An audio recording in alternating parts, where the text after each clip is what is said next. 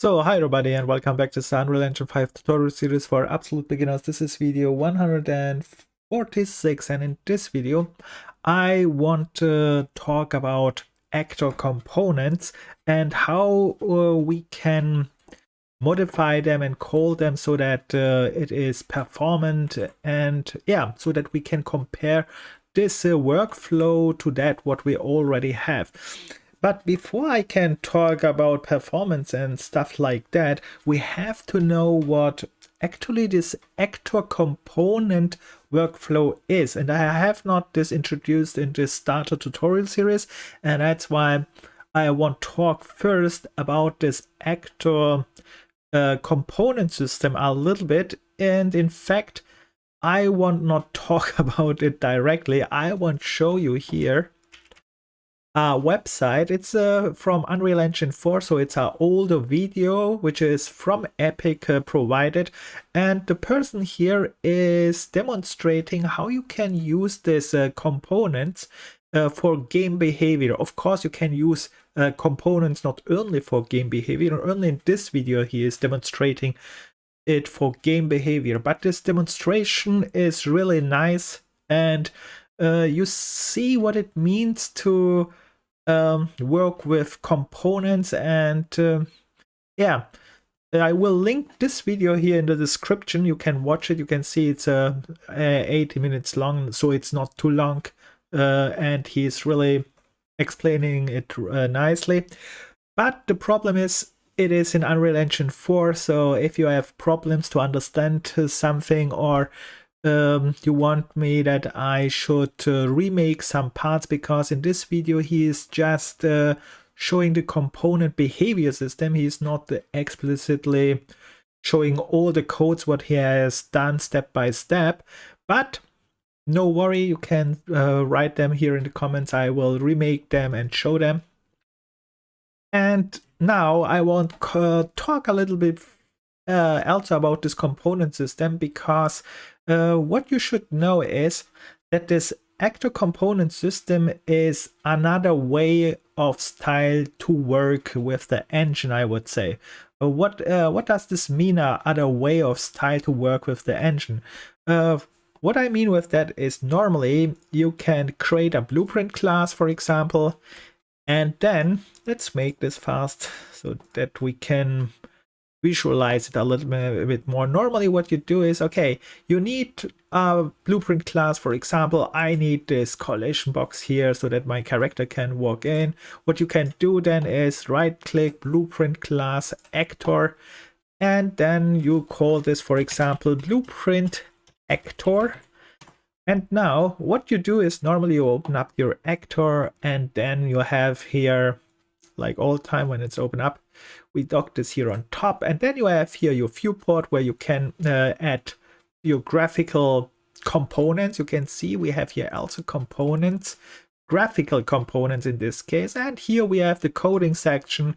And then when you want that your blueprint should have a behavior, for example, behavior means all time in the scripting and coding functions, most time, careful here, not here, it has a little bit of different meaning, which means not only function, these events are actually, and this custom events and all this kind of stuff describes also a behavior, because you can call an event, you can call a function, and yeah, you can think about it all time. When you see this white line, it is describing more or less a functionality, because the code is executing and it should happen something.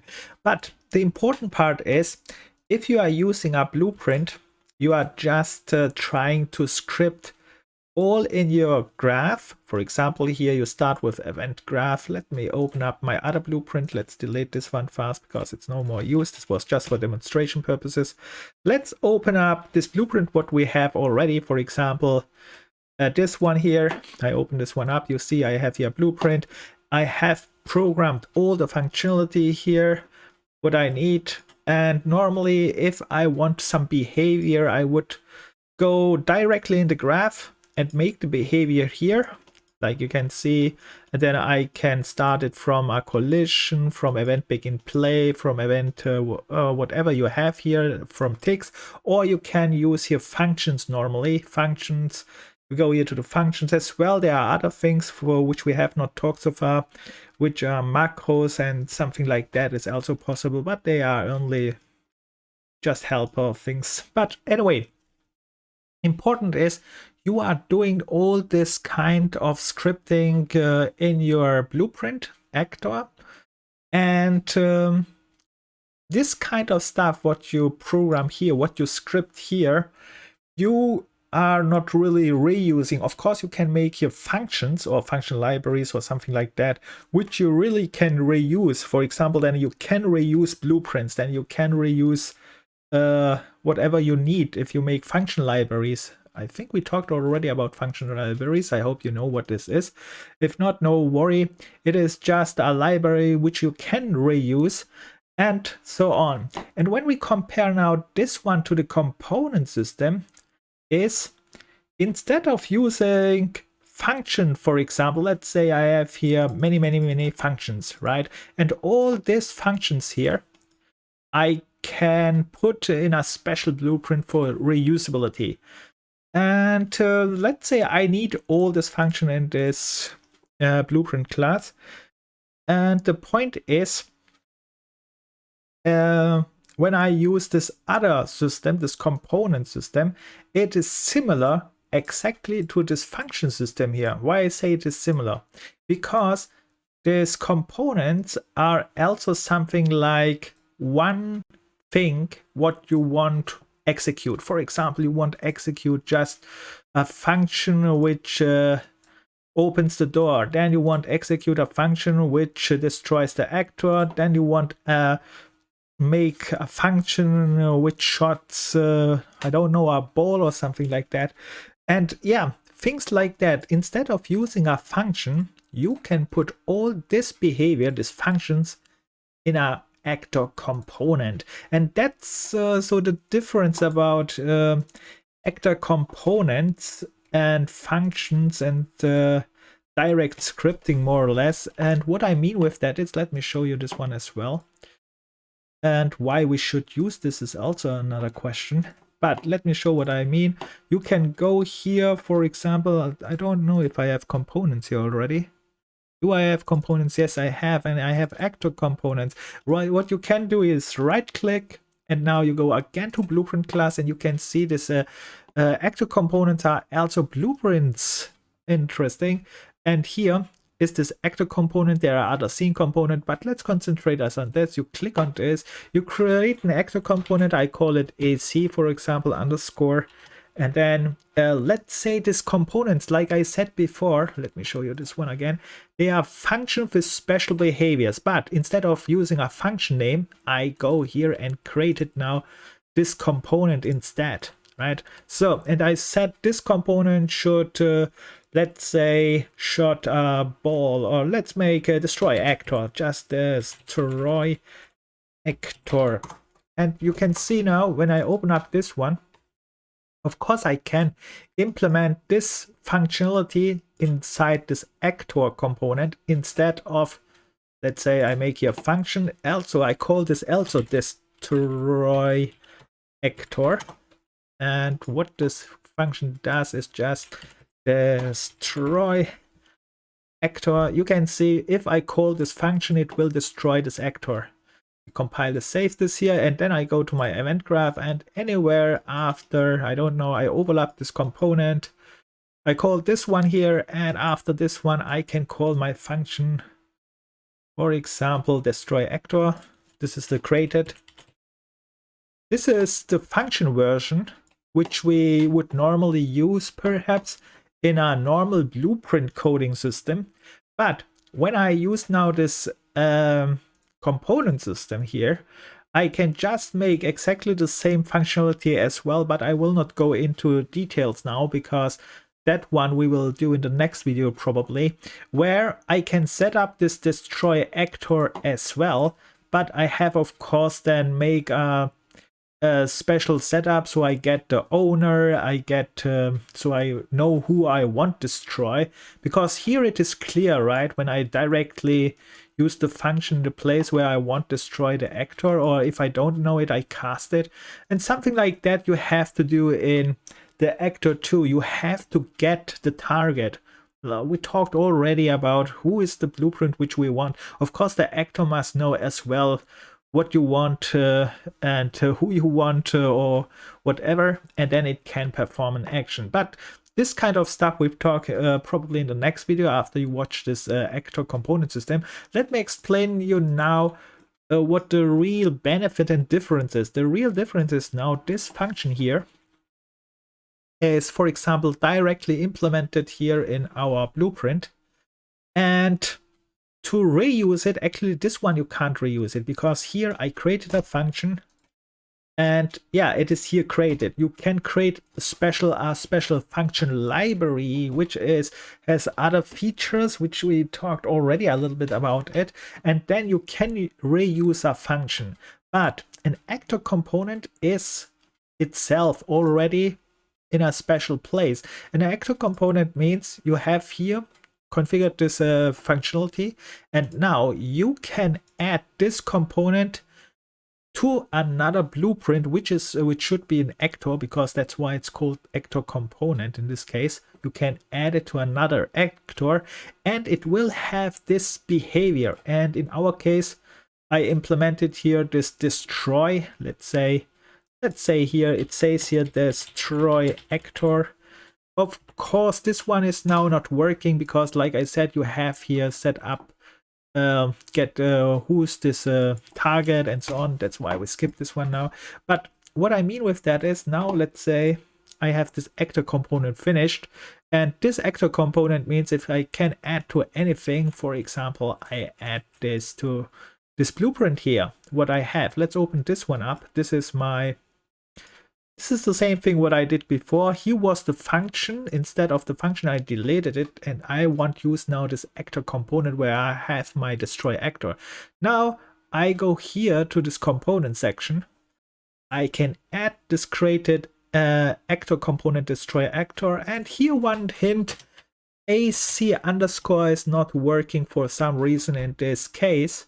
This underscore is making a problem, because you say, hey, I write here AC underscore and it's not popping up, which means I have no access. That's not true. I don't know why. It's probably a bug or something like that, because it is here AC destroy actor. Write just AC without this underscore and you will see it is here. This is just one little reminder. Anyway, we have this actor component, and you can see now I add this actor component here to the blueprint which I want. And what this actor component do is, just like a function, it gives here in this case a behavior. Of course, it must be not a behavior. You can put in actor components whatever you want, data as well. It's possible. Normally you don't do this, but it's possible. In this case, I added here this behavior. Actor destroys actor. Of course, this must be set up correctly. And let me say you the last benefit then, because if you watch this video, he is really explaining it very well and you will understand it very nicely, I hope. But the important part is, what is the benefit of using an actor component instead of using just directly a function? The benefit is, and especially for starters, not for advanced people, I would say, especially for starters, the benefit is, if you start learning all this kind of different kind of systems, instead of you writing them in a blueprint, you should write them in actor components, the behavior. And the reason for that is, this actor components you can later add. For example, you start a new project, and let's say in this new project you have again actors who should be destroyed. Instead all time writing the function destroyed again, you just add this actor component what you have already created as a component to this new blueprint, and it's finished. And think about it, you can have later short, you can later have open door, you can search whatever, and more complicated behaviors in this component, which you just set up one time and use it all time when you need it in the future. And as a starter, and that's why I say it's special as a starter, this system is very nice.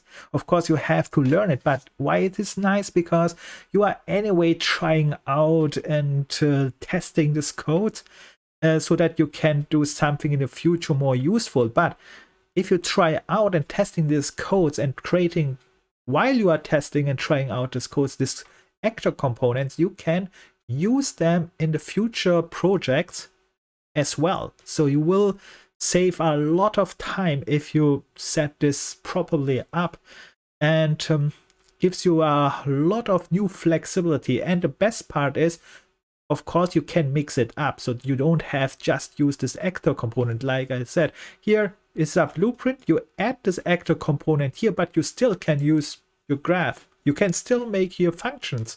This actor component is just another way to give you more power, I would say, and give more flexibility to save time, and for future projects or for other levels where you want this at, and so on. But more in that, like I said, watch this video here. He is, I think he's really showing nicely what this workflow with behavior is.